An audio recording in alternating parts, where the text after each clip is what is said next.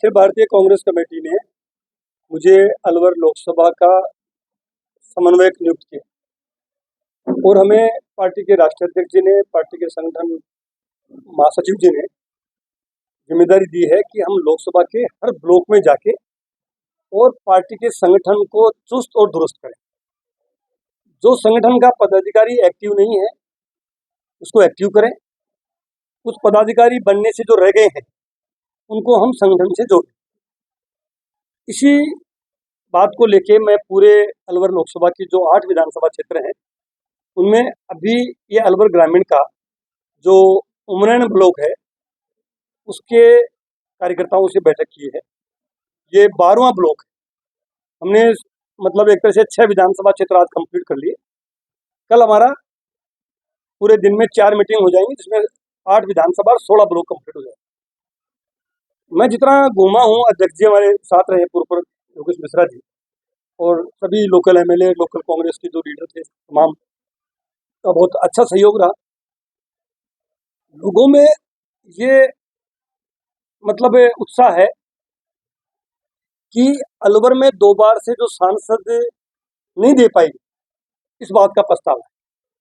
अभी अशोक गहलोत जी की सरकार ने जो 5 साल जन कल्याण के जो काम किए वो पूरे देश में दुनिया में चर्चा का रहा, लेकिन भ्रम फैला के या प्रधानमंत्री जी ने ताबड़तोड़ दौरे किए, गृह मंत्री जी ने किए, सभी कई राज्यों के मुख्यमंत्री, केंद्रीय मंत्रिमंडल यहाँ आके एक तरह से धावा बोल दिया और जनता को गुमराह करके जो भी रहा और हम सरकार नहीं बना पाए। लेकिन 70 सीटें हमारी आना ये भी एक तरह से बहुत बड़ी बात है। उसके बाद में करणपुर का डेफर्ड इलेक्शन था, उस इलेक्शन में हमारे प्रत्याशी की जीत होना ये इस बात का संकेत है कि बीजेपी की सरकार से जिस ढंग से मुख्यमंत्री का चयन हुआ, पर्ची की सरकार, इसको एक तरह से पूरे राजस्थान में चर्चा का विषय की सरकार पर्ची की सरकार है। और जो पार्टी भारतीय जनता पार्टी का करणपुर से जो प्रत्याशी थे सुरेंद्रपाल सिंह जी टीटी, उनको आनंद फानन में चुनाव जिताने के लिए उनको मंत्री पद की शपथ दिला दी गई। कांग्रेस पार्टी ने उसका ऐतराज किया, चुनाव आयोग में शिकायत करी, उसके बाद भी इनके कानों में जू नहीं रहे और इलेक्शन कमीशन ने भी उस पर कोई गौर नहीं किया। लेकिन जनता माई बाप होती है, जनता ने वो नतीजा दिया और कांग्रेस पार्टी का हमारा जो कैंडिडेट है वो चुनाव जीता। ये इंडिकेशन कर रही है कि वापस कांग्रेस पार्टी की तरफ राजस्थान का मतदाता का रुझान हो रहा है। उधर दूसरी तरफ राहुल गांधी जो हमारे नेता हैं, जो पहले उन्होंने भारत जोड़ो यात्रा की और अब वो भारत जोड़ो न्याय यात्रा जो गुजर के अभी बिहार में चल रही है, उसको भी जनता में जिस ढंग का रेस्पॉन्स मिल रहा है उससे भी मोदी सरकार घबराई हुई है। और उनकी यात्रा को आसाम में तो जिस ढंग से रोका गया, उनके ऊपर मुकदमा दर्ज कराया गया, ये सारे जो षड्यंत्र है, हथकंडे हैं, इससे राहुल गांधी न डरने वाले हैं न रुकने वाले हैं और यात्रा जारी है।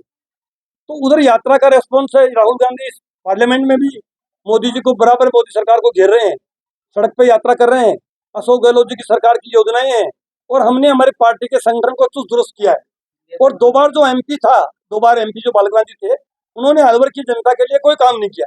भंवर जितेंद्र सिंह जब अलवर से सांसद थे, केंद्रीय मंत्री थे, तो उन्होंने इतना काम करवाया, वो अब जनता को याद आ रहा है। इन सारे मुद्दों को लेके हम कार्यकर्ताओं के बीच जा रहे हैं। कार्यकर्ता में उत्साह है और हमें पूरा यकीन है कि अलवर की सीट, लोकसभा की जो सीट है, वो कांग्रेस पार्टी बड़े अंतर से जीतेगी, ये हमारा कहना है। देखिए 25 राजस्थान में सीटें हैं, पिछले 2 चुनाव से हम एक भी सीट नहीं जीत पा रहे। मेरा ये मानना है कि इस बार 10-12 सीट कांग्रेस पार्टी जीतेगी। अब देखो एक्यूरेट फिगर तो कोई नहीं बता सकता, मैं तो ये कह सकता हूँ कि हम 0 थे, 10-12 जीत सकते हैं, 15 जीत सकते हैं, ये तो देखो रिजल्ट आने के बाद ही। लेकिन हम जो 2 बार का जो रिजल्ट रहा उससे बहुत अच्छे रिजल्ट आने वाले हैं, ये मैं आपको कह सकता हूँ।